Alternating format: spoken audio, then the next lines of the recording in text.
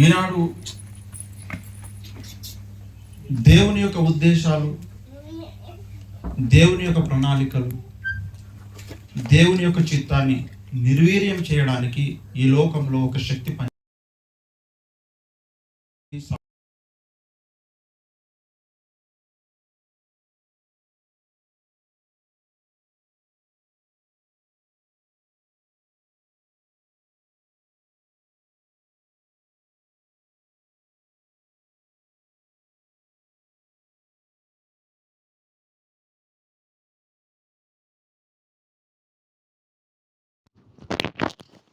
ఈ సందర్భంగా ఒక మాట మీకు గుర్తు చేస్తున్నాను. మనము ఇక తెల్లారితే కదా డిసెంబర్ మాసంలోకి వెళ్ళిపోతున్నాం, అంతేనా?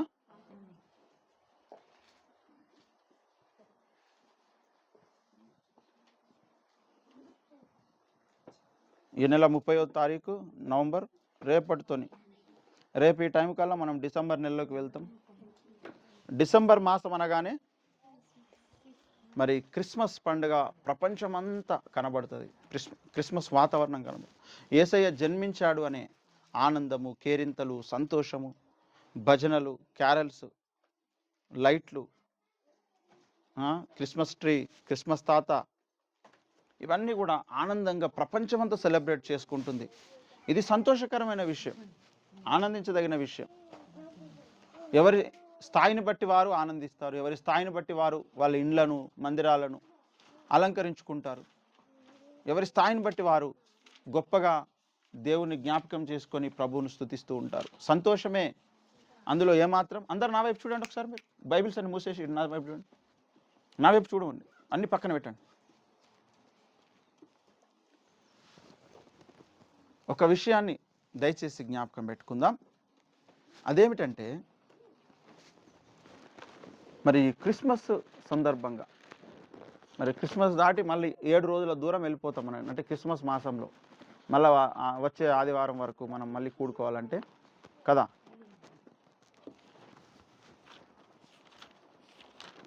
అయితే యెషయా ప్రవక్త చేత 700 సంవత్సరాలకు ముందు 7వ అధ్యాయం 14వ వచనంలో ఒక ప్రవచనం ప్రవచింపబడింది. యెషయా గ్రంథం 7:14లో, కాబట్టి ప్రభువు తానే యొక్క సూచన మీకు చూపును, ఆలకించుడి, కన్యక గర్భవతి అయి కుమారుని కని అతనికి ఇమ్మానుయేలను పేరు పెట్టును అని. కన్యక గర్భము ధరించడం అనేది ప్రపంచంలో ఎప్పుడు ఎక్కడ జరగని ఒక కొత్త వింత, కొత్త కార్యం. అది మరియమ్మ జీవితంలో జరిగిన ఒక అద్భుతమైన ఘట్టం. అది దేవుడే ఆమె గర్భము తెరిచి, దేవుడే ఆమె గర్భములోనికి వచ్చి ఆమె ద్వారా ఈ లోకంలోనికి రావడానికి దేవుడు చేసుకున్న ప్రణాళిక అది. అయితే యేసుక్రీస్తు ప్రభువుల వారు ఈ లోకంలో జన్మించాలనుకున్నాడు. అలా జన్మించాలనుకున్నటువంటి ఆయన యొక్క ప్రణాళికలో మరియమ్మని ఎంచుకోవడం అనేది, మరియమ్మ ఆ కార్యానికి పాత్రరాలు కావడం అనేది గొప్ప ధన్యత. అందుకే ఆ ధన్యత అనేది ఎప్పటికీ ఆమెకు ఉండిపోతుంది, ఎప్పటికి ఉండిపోతుంది. అందరూ ఆమెను ధన్యురాలు అంటారు, తప్పకుండా ధన్యురాలు అంటారు. ఎందుకంటే ఆమె చేసిన సమర్పణ, ఆమె చేసిన త్యాగము అంతా ఇంత కాదు. లూకా సువార్తలో అందరూ ఆమెను ధన్యురాలు అంటారని ప్రభువే రాయించాడు. 42వ వచనము, మొదటి అధ్యాయం లూకా సువార్త, స్త్రీలలో నీవు ఆశీర్వదింపబడిన దానం, నీ గర్భఫలమును ఆశీర్వదింపబడును, నా ప్రభు తల్లి నా యొద్దకు వచ్చుట ఎలాగూ ప్రాప్తి. 45, ప్రభు ఆమెకు తెలియజేయించిన మాటలు సిద్ధించును గనుక నమ్మిన ఆమె ధన్యురాలని అనేను. ఏమండి, ఆమె ధన్యురాలు. 49, సర్వశక్తిమంతుడు నాకు గొప్ప కార్యములు చేసెను గనుక ఇది మొదలుకొని అన్ని తరముల వారును నన్ను ధన్యురాలని అందురు అని, ఆయన నామము పరిశుద్ధం. ధన్యురాలని అందరూ ఆమెను ధన్యురాలు. మనం కూడా అంటున్నాం, ఈ తరం కూడా అంటుంది. మరియమ్మ ధన్యురాలు. ఎందుకు ధన్యురాలు? దేవుణ్ణే మోసింది ఆమె, దేవునికే గర్భాన్ని ఇచ్చింది. అందరూ డబ్బులు ఇస్తారు, బట్టలు ఇస్తారు, ఇల్లు ఇస్తారు, భూములు ఇస్తారు, జాగలు ఇస్తారు, జంతువులు ఇస్తారు. అమ్మా, జంతువులు ఇస్తారు, రకరకాల కానుకలు ఇస్తారు. మరియమ్మ తన గర్భమునిచ్చింది యేసయ్యకు. దేవునికి మహిమ కలుగును గాక. మరియమ్మ ఒక విధంగా పెద్ద గొప్ప కుటుంబంలో పుట్టినామె కాదు. ఆమె దగ్గర ఏమీ లేకపోయి ఉండొచ్చు.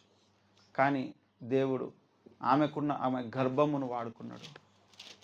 భూమి మీద ఉన్న వాళ్ళు ఎన్ని కోట్ల రూపాయలు ఇచ్చినా, ఎన్ని భూమి జాగులు ఇచ్చినా మరియం ఇచ్చిన గర్భంతో సమానం కాదు.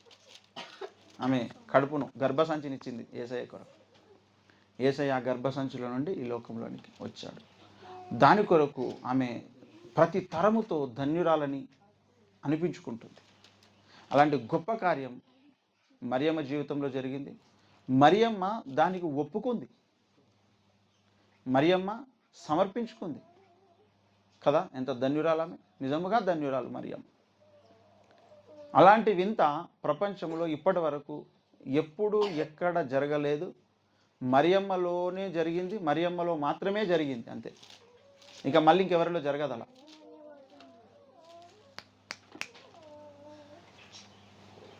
మరియమ్మలో మాత్రమే జరిగింది. కాబట్టి మరియమ్మ ఒక ప్రత్యేకమైనటువంటి యేసయ్య సేవకురాలుగా ఎట్లయితుందో, తల్లి పాత్ర పోషించింది, దేవుని మాట విన్నది ఆమె. అట్లనే మనలో కూడా ఏదో ఒక ప్రత్యేకతను దేవుడు తన కొరకు వాడుకుంటాడు.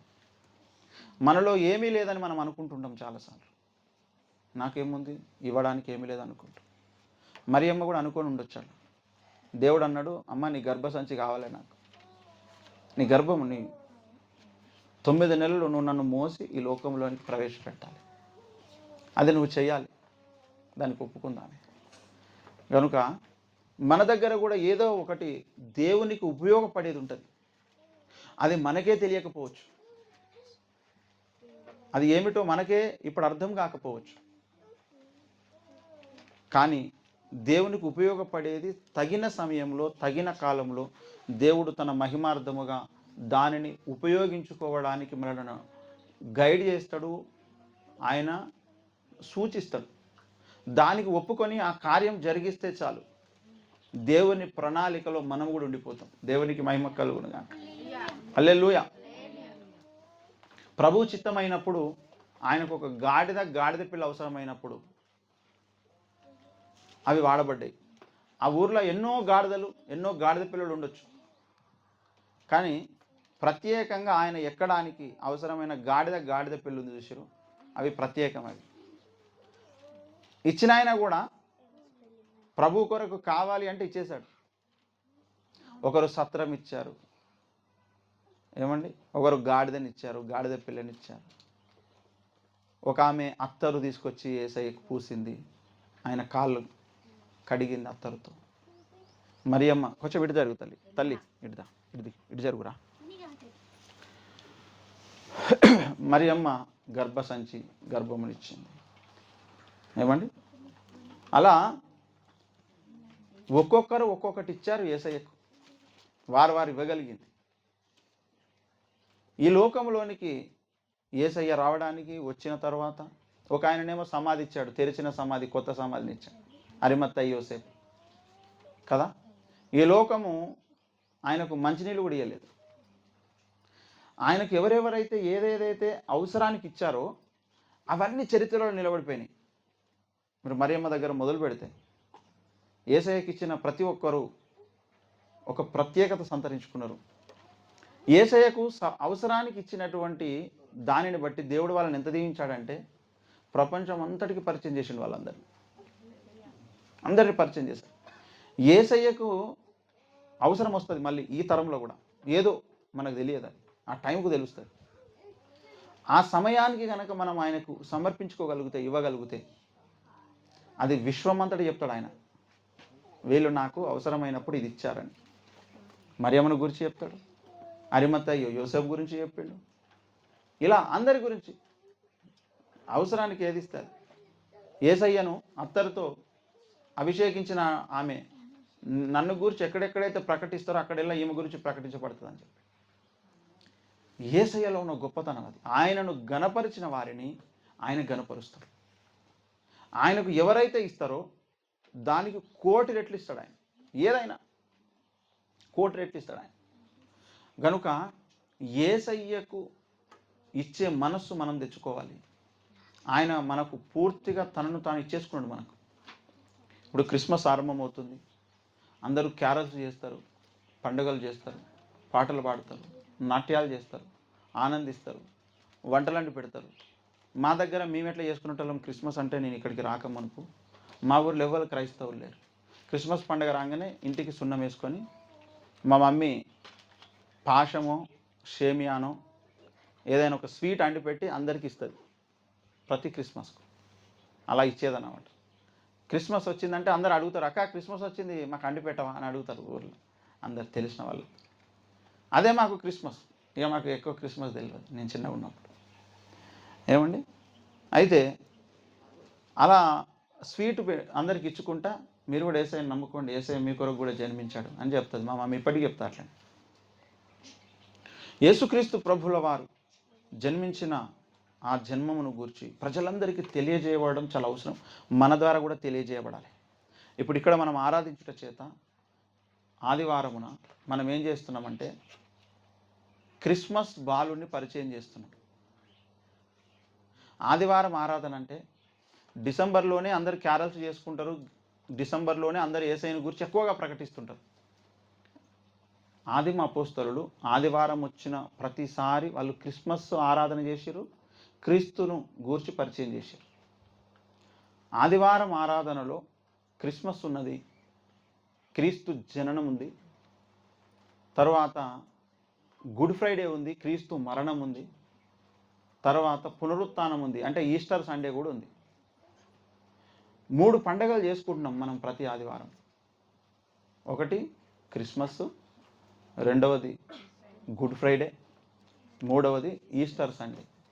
ఈ 3 పండుగలను కలిపే మనం ప్రభు బల్లలో పాలు పొందుతున్నాం అన్నమాట.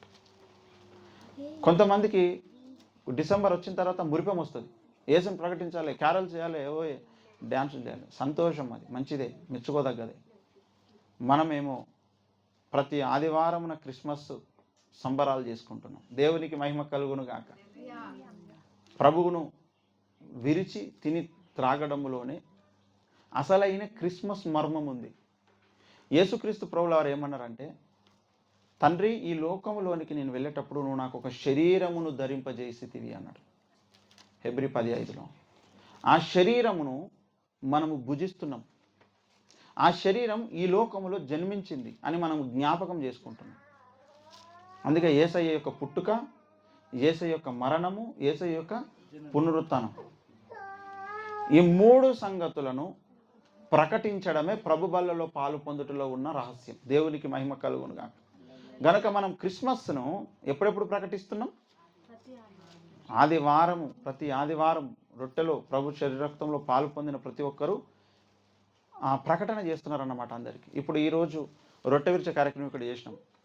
చుట్టుపక్కల ఉన్న వాళ్ళు కొందరు తెలియని వాళ్ళు అడుగుతారు, ఏంది ఈరోజు మీ దగ్గర ఏదో ప్రత్యేకమైన ఆరాధన జరిగింది, ప్రార్థన జరిగింది? ఏంటంటే రొట్టె విరిచే కార్యక్రమం జరిగింది. ఏంది దాని అంతరార్థం అంటే, మా దేవుడు మా కొరకు ఈ లోకంలో జన్మించాడు, మరణించాడు, తిరిగి లేచాడు, ఆయన ద్వారానే నిత్య మోక్షం ఉంది, అగ్నిగుండం తప్పించుకుంటారు. మా కొరకు కాదు మీ కొరకు కూడా ఆయన జన్మించాడు అని చెప్పే ఒక సుందరమైన సందర్భం కలుగుతుందన్నమాట. దీని ద్వారా మనం చేసే పని ఏంటిదంటే, అందరికీ ఈ మాట తెలియచేయడమే మనం చేసే పని. ఈ లోకంలో మనం సువార్త ప్రకటించినందుకే దేవుడు మనకు బహుమానం ఇస్తాడు. ఎన్ని ఆత్మలు రక్షణ పొందకపోయినది మనకు సంబంధం లేదు. కనుక ఇక్కడ ఉన్నటువంటి వాళ్ళందరికీ మనము పదే పదే ఆ వార్త తెలియచేసే వారంగా ఉండాలి. ఇదే మనం చేసే సువార్త. మనకున్న కొన్ని ఉద్యోగాలను బట్టి, పనులను బట్టి మనము ప్రతిరోజు సువార్త ప్రకటించలేకపోయి ఉండొచ్చు, మనకు అది అవకాశం ఉండకపోయి ఉండొచ్చు. కానీ ఇంటింట రొట్టె విరుచుట చేతనే మనం అసలైన సువార్త ప్రకటిస్తున్నాం అందరికీ.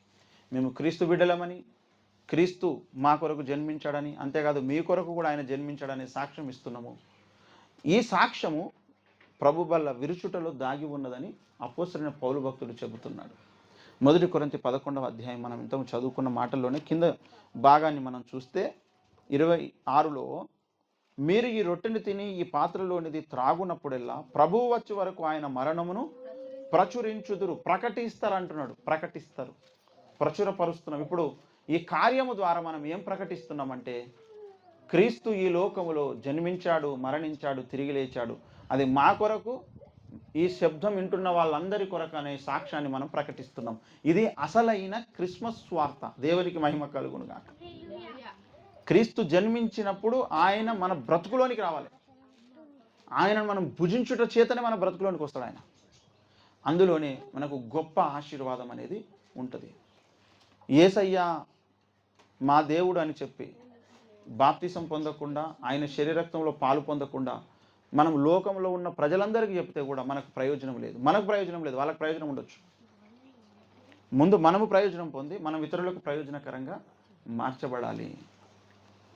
ప్రభు బలలో పాలు పొందుట చేత అట్టి ఆశీర్వాదం దాగి ఉంది కనుక దీనిని మానకూడదు. కనుక దేవుడు తప్పకుండా దీనిని నిర్లక్ష్యం చేసే వాళ్ళని అడుగుతాడు ఆయన. అలాంటి వారిగా మనము ఉండరాదు. గనుక ఈ యొక్క క్రిస్మస్ సంబరాలను ఈ ఇంటి నుంచే మనము ఆరంభించుకుందాం. దేవునికి మహిమ కలుగును గాక. మరొకసారి ఆరంభించుకుంటున్నాం. క్రీస్తు పుట్టెను పశుల పాకలో, అంతయు రూపు మాపెను,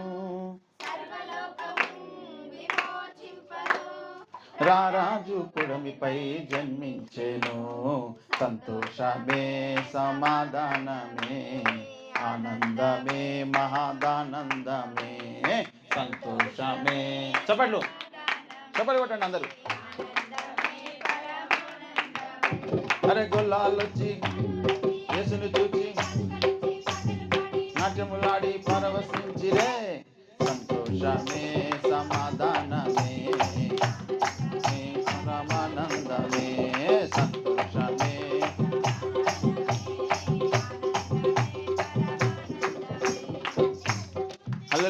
హల్లెలూయా.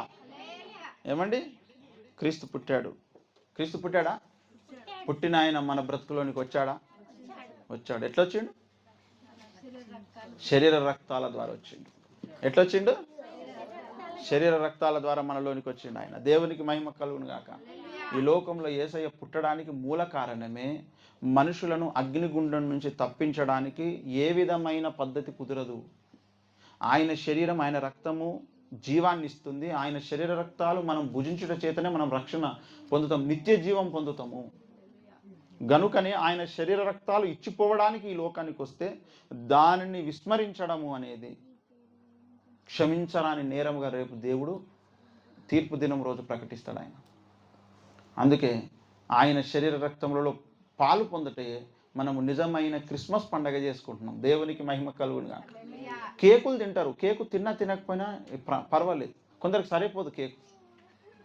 కొన్నిసార్లు కేకు తినకపోయినా దానివల్ల వచ్చేది ఏం లేదు. నోటికి తృప్తి, కడుపుకు తృప్తి ఉంటుంది, ఓకే, అంతవరకు. కానీ రక్షణ వస్తుందా కేకు తింటే? అందరికీ మనం పంచిపెట్టాల్సింది కేకు మాత్రమే కాదు. కేకు పంచిపెడితే పంచిపెట్టండి, తప్పులేదు. కానీ ప్రభువు శరీర రక్తమును వాళ్ళకు పంచిపెట్టడానికి ప్రయత్నం చేయాలి. ప్రభు శరీర రక్తములు పంచిపెట్టాలంటే ముందు వారు సువార్త విని బాప్తీసం పొంది ఉండాలి. అంతవరకు మనము అందరి కొరకు ప్రార్థించాలి, ప్రకటించాలి. దాని కొరకు మన ఇల్లే ఒక కేంద్ర స్థానం అయిపోను గాక. మన ఇల్లే ఒక చర్చ్ అయిపోను గాక. మన ఇళ్ళన్నీ చర్చిలేనండి. ఆదిమ అపోస్తలుల కాలంలో అందరి ఇళ్ళు అవన్నీ చర్చిలే. కనుక ఈరోజు కూడా, ఈ తరంలో కూడా, ఇప్పుడున్న పరిస్థితులలో కూడా మనందరి ఇళ్ళు చర్చిలుగా మార్చబడును గాక. మనందరి ఇళ్లలో నుంచి యేసయ్య ప్రకటించబడును గాక. మన అందరి ఇళ్లలో యేసయ్య శరీర రక్తాలు భుజించే కార్యక్రమం జరుగును గాక. రొట్టె విరిచే కార్యక్రమం జరుగును గాక. పరలోకం నుంచి దేవదూతలు చూసి ఆశ్చర్యపోతున్న ఘటన ఇది. ఎవరైనా ఒక రాజు రావాలంటే మహా గొప్ప గొప్ప కుటుంబాల ఇళ్లలోకి వస్తాడు, మహారాజుల గృహాలలోనికి వస్తాడు. ఇప్పుడు ఈరోజు సాక్షాత్తు దేవుడే ఇంట్లోకి వచ్చింది. దేవునికి మహిమ కలుగునుగా. ఆయన శరీర రక్తాలు వచ్చినాయి, ఇంట్లోకి వచ్చినాయి. అది మామూలు సంగతి కాదు. దేవదూతలు ఆశ్చర్యపోతున్నారు. ఆహా, ఏం అదృష్టం చేసుకున్నారా ప్రవీణ్ వసంతమ్మలు, మీరు మీ ఇంట్లోకి వచ్చిండు దేవుడు. ఆనాడు మరియమ్మ కడుపులోకి వచ్చిన ఆ యేసే ఈరోజు మీ ఇంట్లోకి వచ్చిండు. దేవునికి మహిమ కలుగునుగా. ఆ యేసా ఇంకొక యేసా? ఆ యేసే వచ్చిండు. ఎంత ధన్యులు! మరియమ్మ ధన్యురాలా? అయితే మీరు కూడా ధన్యులే. ఆ యేసే మీ ఇంట్లోకి వచ్చిండు, మీ ఒంట్లోకి వచ్చిండు. దేవునికి మహిమ కలుగును గాక. హల్లెలూయా.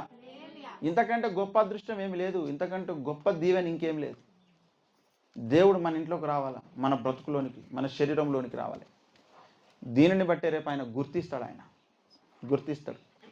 కనుక ఇలాంటి ధన్యతలో మనము ప్రతి వారము కొనసాగుతూ సంపూర్ణ సిద్ధిలోనికి సాగిపోదుముగాక.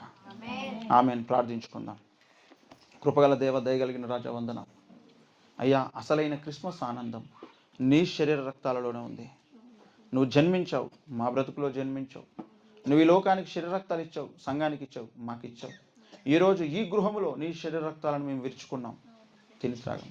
ఆనాడు మరియమ్మ గర్భంలోనికి వచ్చిన నిన్ను ఈరోజు ఈ కుటుంబంలో చూసాం తండ్రి, నీకు స్తోత్రం.